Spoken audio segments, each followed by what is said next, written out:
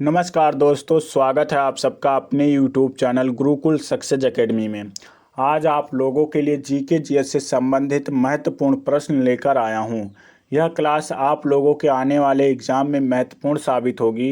इस वीडियो में सारे टॉपिक कवर किए गए हैं जिन टॉपिक से एग्ज़ाम में क्वेश्चन आते हैं। पहला प्रश्न है, निम्नलिखित में से कौन सी नदी अमरकंटक पठार से नहीं निकलती है? चंबल नदी। ऑप्शन नंबर डी इसका सही आंसर होगा। चंबल नदी अमरकंटक पठार से नहीं निकलती है। अगला प्रश्न है, टिहरी बांध निम्नलिखित में से किन दो नदियों के संगम पर बनाया गया है? भागीरथी और भिलांगना। ऑप्शन नंबर सी इसका सही आंसर होगा। भागीरथी और भिलांगना के संगम पर टिहरी बांध बनाया गया है। अगला प्रश्न है, हिंदुस्तान सोशलिस्ट रिपब्लिकन एसोसिएशन की स्थापना किसने की थी? भगत सिंह ने। ऑप्शन नंबर बी इसका सही आंसर होगा। भगत सिंह ने 1928 में इसकी स्थापना की थी। अगला प्रश्न है, झंडा समिति के अध्यक्ष कौन थे? तो झंडा समिति के अध्यक्ष डॉक्टर राजेंद्र प्रसाद थे। ऑप्शन नंबर सी इसका सही आंसर होगा। डॉक्टर राजेंद्र प्रसाद थे। आप लोग अपना स्कोर कमेंट बॉक्स में डाल दिया करिए। अगला प्रश्न है, मानव शरीर में ऊतकों का निर्माण किसके द्वारा होता है? प्रोटीन के द्वारा। ऑप्शन नंबर बी इसका सही आंसर होगा। जिनका भी ऑप्शन नंबर बी है बिल्कुल सही आंसर है। अगला प्रश्न है, निम्नलिखित में से भारत रत्न पाने वाले कौन हैं? अटल बिहारी वाजपेयी, सचिन तेंदुलकर, लता मंगेशकर, उपयुक्त सभी। ऑप्शन नंबर डी इसका सही आंसर होगा। इन तीनों को भारत रत्न से सम्मानित किया गया है। अगला प्रश्न है, विंग्स ऑफ फायर नामक पुस्तक के लेखक कौन हैं? Doctor APJ Abdul Kalam. Option number इसका ए सही आंसर होगा। डॉक्टर एपीजे अब्दुल कलाम की आत्मकथा है विंग्स ऑफ फायर। अगला प्रश्न है, अर्जुन पुरस्कार और द्रोणाचार्य पुरस्कार किस क्षेत्र से संबंधित है? तो अर्जुन पुरस्कार और द्रोणाचार्य पुरस्कार खेल कूद के क्षेत्र से संबंधित है। ऑप्शन नंबर सी इसका सही आंसर होगा। अगला प्रश्न है, नौसेना दिवस कब मनाया जाता है? नौसेना दिवस 4 दिसंबर को मनाया जाता है। जिनका भी ऑप्शन नंबर ए है बिल्कुल सही आंसर है। नौसेना दिवस 4 दिसंबर को मनाया जाता है। स्वतंत्र भारत का पहला भारतीय गवर्नर जनरल कौन था? श्री राजगोपालाचारी। ऑप्शन नंबर इसका डी सही आंसर होगा। श्री राजगोपालाचारी स्वतंत्र भारत के पहले गवर्नर जनरल थे। अगला प्रश्न है, निम्नलिखित में से किसको आनुवांशिकी का पिता कहा जाता है? तो आनुवांशिकी का पिता ग्रेगर जॉन मेंडल को कहा जाता है। जिनका भी ऑप्शन नंबर बी है बिल्कुल सही आंसर है। ग्रेगर जॉन मेंडल को आनुवांशिकी का पिता कहा जाता है। निम्नलिखित में से कौन सा शहर गंगा नदी के किनारे नहीं स्थित है? गया। ऑप्शन नंबर डी इसका सही आंसर होगा। गया शहर जो है वो गंगा नदी के किनारे नहीं स्थित है। लाख बख्श की उपाधि किस शासक को दी गई थी?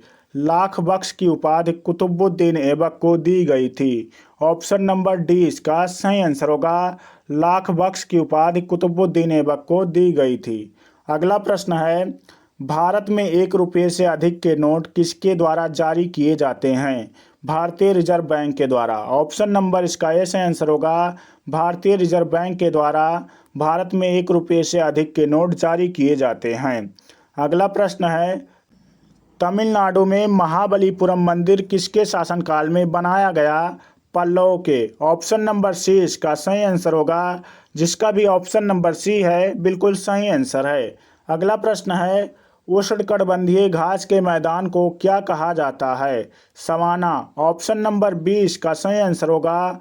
उष्णकटिबंधीय घास के मैदान को सवाना कहा जाता है। अगला प्रश्न है, जहांगीर के शासनकाल में किस कला का संरक्षण किया गया था?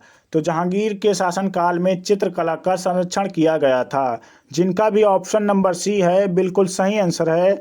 चित्रकला का संरक्षण जहांगीर के शासनकाल में किया गया था।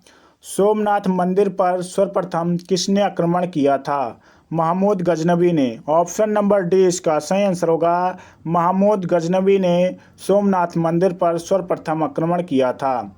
बांदीपुर राष्ट्रीय उद्यान कहाँ पर स्थित है? कर्नाटक में। ऑप्शन नंबर डी इसका सही आंसर होगा। बांदीपुर राष्ट्रीय उद्यान कर्नाटक राज्य में स्थित है। खासी और गारो दो भाषाएं कहाँ की हैं?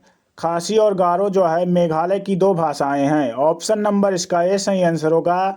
जिनका भी ऑप्शन नंबर ए है बिल्कुल सही आंसर है। अगला प्रश्न है, ओलेरी कल्चर का संबंध किस क्षेत्र से है? तो ओलेरी कल्चर का संबंध सब्जी के उत्पादन से है। ऑप्शन नंबर ए इसका सही आंसर होगा, सब्जी के उत्पादन से है। अगला प्रश्न है, चावल का निर्यात करने के लिए किस बंदरगाह का उपयोग किया जाता है? पारादीप बंदरगाह। ऑप्शन नंबर बी इसका सही आंसर होगा। जिसका भी ऑप्शन नंबर बी है बिल्कुल सही आंसर है। दोस्तों, अगर आप लोगों ने अभी तक चैनल को सब्सक्राइब नहीं किया है तो प्लीज़ चैनल को सब्सक्राइब कर लें और वीडियो को लाइक और शेयर ज़रूर करना। अगला प्रश्न है, क्षेत्रफल की दृष्टि से देश का दूसरा सबसे बड़ा राज्य कौन सा है? दूसरा सबसे बड़ा राज्य दोस्तों मध्य प्रदेश है। ऑप्शन नंबर 20 का सही आंसर होगा। पहला जो है वो राजस्थान है, दूसरा मध्य प्रदेश है और तीसरा जो है वो महाराष्ट्र है। जनसंख्या की दृष्टि से उत्तर प्रदेश पहले स्थान पर है। आगे बढ़ते और अगला प्रश्न है, हिमाचल प्रदेश की ग्रीष्मकालीन राजधानी कौन सी है? शिमला। ऑप्शन नंबर बी इसका सही आंसर होगा। हिमाचल प्रदेश की ग्रीष्मकालीन राजधानी शिमला है। अगला प्रश्न है, किस नदी को बिहार का शोक कहा जाता है? तो कोसी नदी को बिहार का शोक कहा जाता है। जिनका भी ऑप्शन नंबर बी है बिल्कुल सही आंसर होगा। कोसी नदी को बिहार का शोक कहा जाता है। किस संविधान संशोधन के अनुसार गोवा को पूर्ण राज्य का दर्जा दिया गया था? 56वें संविधान संशोधन के द्वारा। ऑप्शन नंबर ए इसका सही आंसर होगा। 56वें संविधान संशोधन के द्वारा गोवा को पूर्ण राज्य का दर्जा दिया गया था। पंडित किशन महाराज किस वाद्य यंत्र को बजाते थे? तबला। ऑप्शन नंबर बी इसका सही आंसर होगा। जिसका भी ऑप्शन नंबर बी है बिल्कुल सही आंसर है। अगला प्रश्न है, न्यू डेवलपमेंट बैंक का मुख्यालय कहाँ पर स्थित है? शंघाई में। ऑप्शन नंबर बी इसका सही आंसर होगा। न्यू डेवलपमेंट बैंक का मुख्यालय शंघाई चीन में स्थित है। जिसका भी ऑप्शन नंबर बी है बिल्कुल सही आंसर है। नेहरू ट्रॉफी का संबंध किस खेल से है? तो नेहरू ट्रॉफी का संबंध हॉकी से है। जिनका भी ऑप्शन नंबर ए है बिल्कुल सही आंसर है। नेहरू ट्रॉफी का संबंध हॉकी खेल से है। घूमर लोक नृत्य किस राज्य का प्रसिद्ध लोक नृत्य है? राजस्थान का। ऑप्शन नंबर 20 का सही आंसर होगा। घूमर लोक नृत्य राजस्थान का प्रसिद्ध लोक नृत्य है।